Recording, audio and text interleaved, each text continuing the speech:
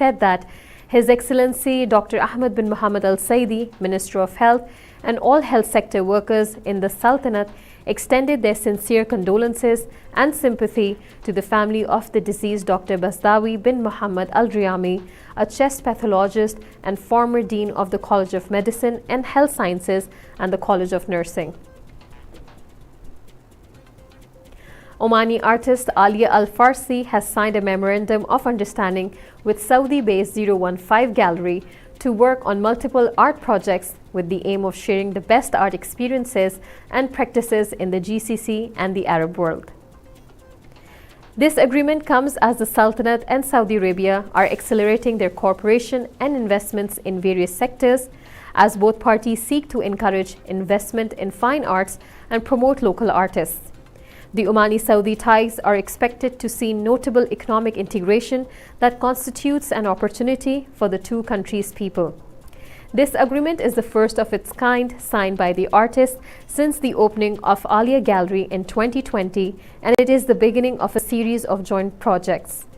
It is noteworthy that His Highness Sayyid Faisal bin Turki Al Said, the Sultanate's ambassador to the Kingdom of Saudi Arabia, paid a visit to 015 Gallery in Riyadh at the invitation of Princess Sarah bin Abdullah bin Masoud, the gallery's founder, who welcomed all possible means of cooperation between the two brotherly countries. Several art projects will be announced soon in the Kingdom of Saudi Arabia and the Sultanate of Oman, with the participation of Alia Gallery represented by Ali Al-Farsi and 015 Gallery. These were the most recent updates from our studio today. It's time for us to take a quick commercial break, but stay tuned as we have more updates coming your way from International Desk.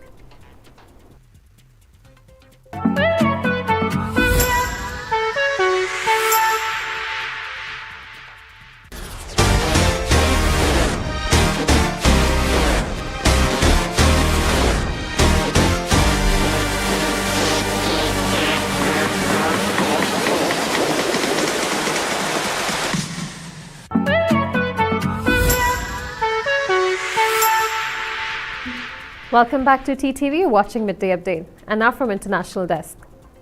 The Taliban on Wednesday said that it was useless to continue the former government of Afghanistan. Amanullah Samangai, a member of the Cultural Commission of the Information and Culture Ministry, said their efforts are useless, reported Tolo News. His statement said that now there is and will be no opportunity for such opportunistic people to deceive the international community from the address of Afghanistan and the people of Afghanistan. Now, this comes in response to the efforts of former officials of the Islamic Republic of Afghanistan to continue the Afghan government in exile, headed by the former Vice President Amrullah Saleh. A number of officials and leaders of the former government said they will make the former government operational.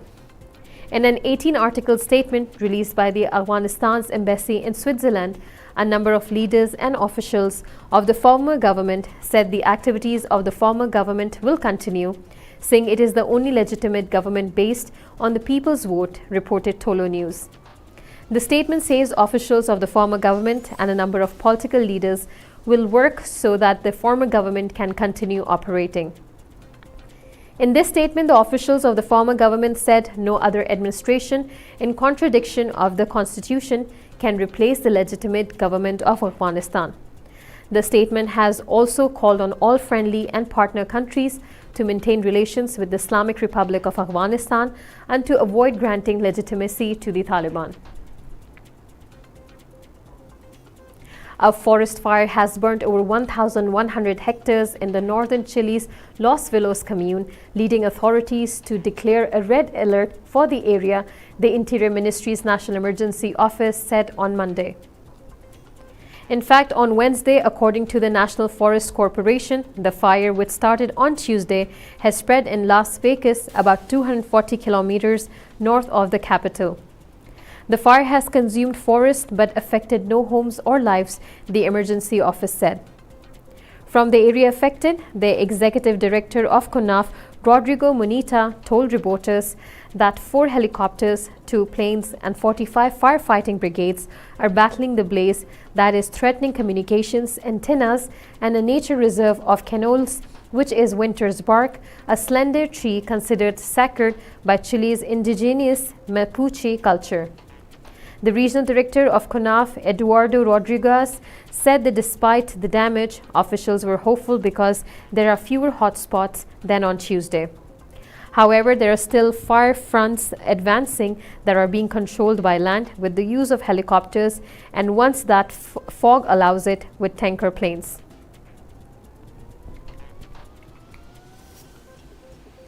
Iran's overall COVID-19 death toll reached 120,160 on Wednesday after 272 new deaths were registered in the past 24 hours, according to Iran's Ministry of Health and Medical Education.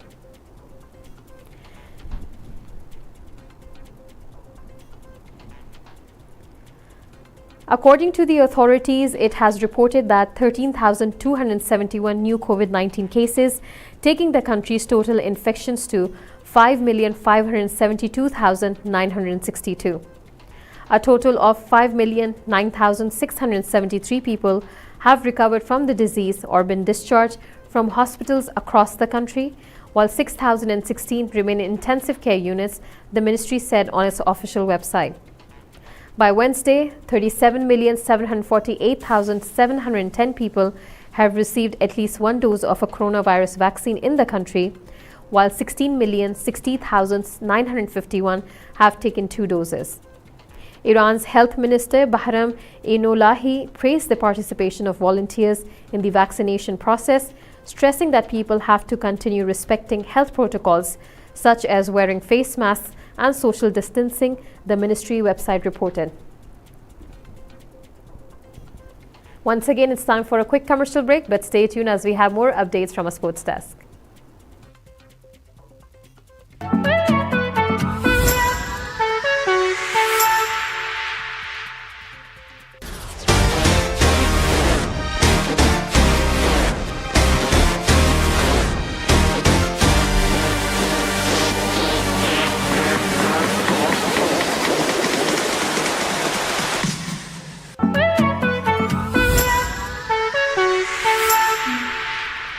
Welcome back to Midday Update, and now from a sports desk.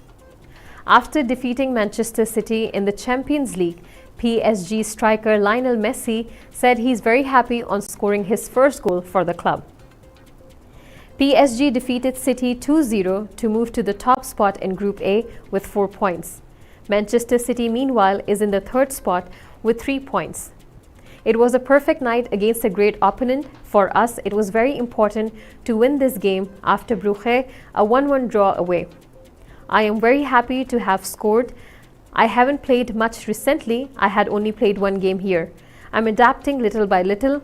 What is important is to keep winning, Messi told Canal Plus, as reported by Goal.com.